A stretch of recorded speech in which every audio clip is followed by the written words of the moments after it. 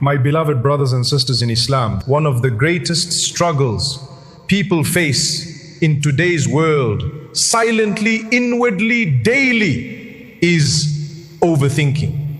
And so many come forward asking, how do I stop this mental noise? How do I gain peace from the chaos in my mind? First, let's be clear about what overthinking actually is. It's when your thoughts refuse to pause. You dwell on problems over and over again. You overanalyze conversations. You fear what's coming. You imagine the worst. It's a cycle and it's exhausting. It leads to mental fatigue, anxiety, sadness, and sometimes even despair. It can affect your sleep, your focus in salah, your mood with loved ones, even your trust in Allah. But the beauty of Islam is that it doesn't just tell us what's wrong, it gives us tools, wisdom and perspective to fix it. Let me share with you the first step, and it's deeply profound.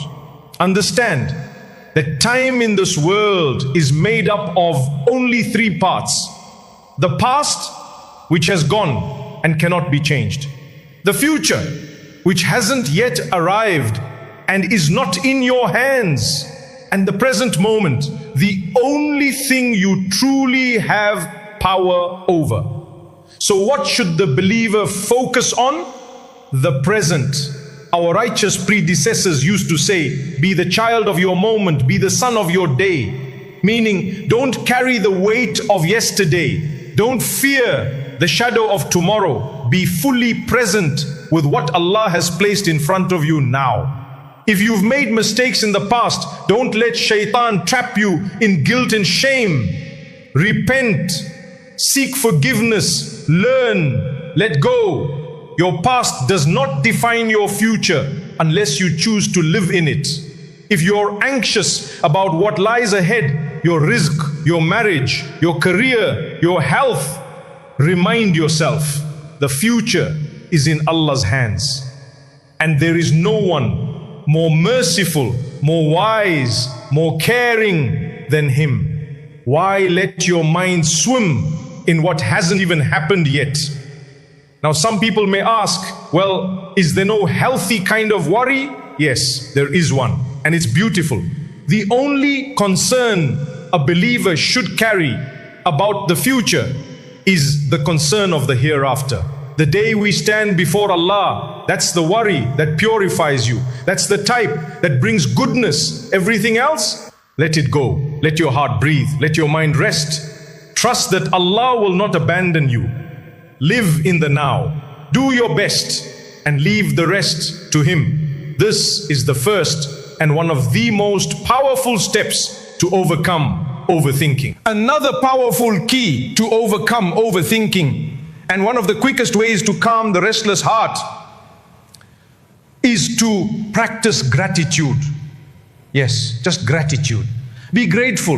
Be truly, consciously and consistently grateful for what Allah has given you right now, in this very moment. You see, when your mind is drowning in what ifs and why me and what will happen, the best way to pull yourself out of that storm is to look around you and say, Alhamdulillah, Allah has already given me so much.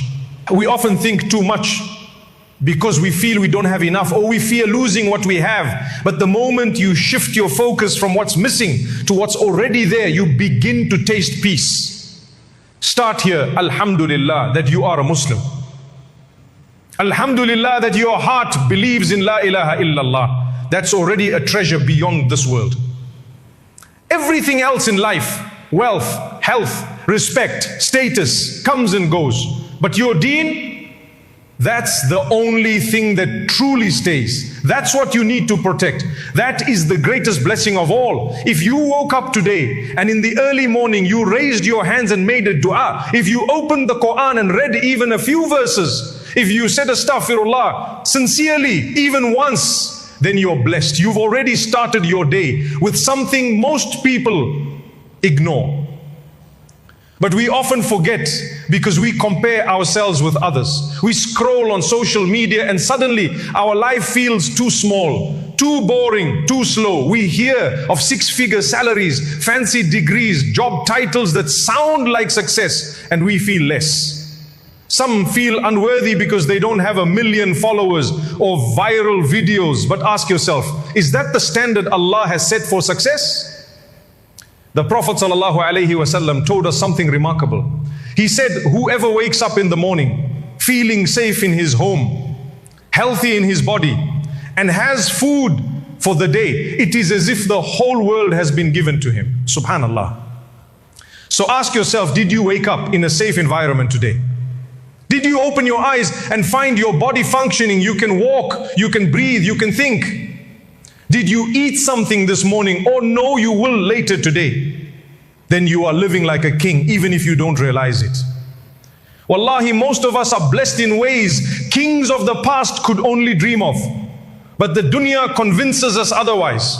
Shaitan whispers that we're not enough, not doing enough, not achieving enough. But Allah says, if you are grateful, I will give you more. Gratitude, my brothers and sisters, is not just a feeling. It's a shift in perspective. It's an antidote to overthinking. When you fill your heart with shukr, there's no more room for doubt and fear to take over. So next time your thoughts spiral out of control, pause, look at what you have. Say Alhamdulillah. Not just with your tongue, but with your heart. And remind yourself, as long as I have Allah and I have my deen, I already have everything I need. Let's now come to one of the most powerful and liberating forms of worship in our deen. A worship that can free your heart from stress, anxiety, confusion, and doubt. It is the act of tawakkul, placing your complete trust in Allah. You see, many of us overthink because we're trying to control things that were never ours to begin with. We want to know the outcome. We want to guarantee success. We want to be sure everything will work out. But we forget Allah is already managing our affairs. He is already taking care of what we cannot see. He is Ar-Rabb, our Lord, our Master, our Sustainer, the one who nourishes us, guides us, protects us, and never neglects us. When Fir'aun arrogantly challenged the truth, Prophet Musa alayhi salam reminded him, my Lord is the one who gave everything its form and then guided it.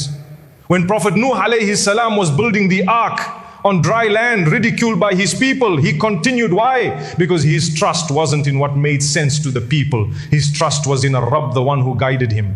Even in the Qur'an, when Allah spoke to Musa alayhi salam and said, indeed, I am Allah, there is no deity except me, so worship me and establish prayer for my remembrance. Allah didn't just command him, He reassured him. And you too, perhaps you are overthinking today. Perhaps you're stressed about what tomorrow may bring, about a job, a marriage, an illness, a test, a family issue, or even your iman. But know this, Allah is already ahead of you in your journey. He knows your fear, He knows your struggle, and He will guide you through it, step by step, until you reach safety, until you reach Him, and He is pleased with you. When shaitan whispers, what if it doesn't work out? What if you fail? What if you lose everything? You remind yourself, Hasbi Allahu la ilaha illa huwa, alayhi tawakkaltu wa huwa rabbul arshil azim. Allah is sufficient for me. There is no deity except Him. Upon Him I place my trust, and He is the Lord of the mighty throne. This is not just a dua, it's a mindset, a lifestyle of surrendering your heart to the one who knows what's best for you, even when you don't. You don't need to carry the burden of the unseen. You just need to walk with faith. Take the means, yes, but place your heart with Allah. Tawakkul is not passive. It is active, living trust. It means you try, you strive, and then you say, oh Allah, I leave it in your hands. You know I don't. You see I cannot. You can. And I trust you completely. And that is how you release overthinking, by knowing that the one who is writing your story is also the one who loves you more than anyone ever could. So stop trying to control what only Allah can manage. Trust Him and you'll find peace. Now let us speak about something deeply unique, something that sets Islam apart from every other religion or belief system in the world. It's one of the pillars of our faith. It is called Al-Qadr, the divine decree of Allah. The belief that everything that happens, whether good or seemingly bad, is by Allah's perfect wisdom, knowledge, and will. You see, in most belief systems, people struggle to explain hardship. They wonder, why did this happen to me? Why didn't I get that job? Why was I rejected? Why did I fall ill? But we as Muslims have clarity. We don't just say things happen by chance. We say it was written by Allah, and He never makes a mistake. When a person truly believes in Qadr, it transforms them. It removes fear of the unknown. It kills the habit of overthinking, because they know if something was meant for me, it will come no matter what stands in its way. And if it was not meant for me, I could chase it with all my strength and it would still slip away. That's why the Prophet ﷺ taught us, know that what has missed you was never meant to hit you, and what has hit you was never meant to miss you. This is a mindset, a reality, a way to live. This is what Luqman the wise told his son when he taught him belief in Allah. You will never taste the sweetness of Iman until you believe in Al-Qadr, the good of it and the bad of it. Why? Because Qadr teaches you to stop clinging to this world. To stop thinking, if only I had done this differently, or maybe I messed everything up. No, my brother, no, my sister, you didn't ruin your future, you didn't miss your destiny, you didn't fall behind. You are exactly where Allah wants you to be right now. Maybe it's to teach you patience, maybe it's to elevate your rank, maybe it's to protect you from something you can't see yet. You're not failing, you're being carried by the will of Allah. Once you truly believe in this, once you internalize that Allah's decree is always better than your own plan, you'll sleep better at night. You'll smile in the face of uncertainty. And yes, you'll stop overthinking, because belief in Al-Qadr brings peace, and peace is the opposite of mental chaos. So the next time your mind starts spinning, remind yourself, what was meant for me will never miss me, and what missed me was never meant for me. Say it with conviction, say it with your heart, and you will feel that storm inside you begin to settle. You'll stop trying to control the outcome. You'll start trusting the one who wrote your story, and he never writes a story without wisdom. Our Prophet Muhammad sallallahu alaihi wasallam, the most wise, the most beloved, the most guided human being, gave us a simple, beautiful, and deeply effective way to handle the storms of life.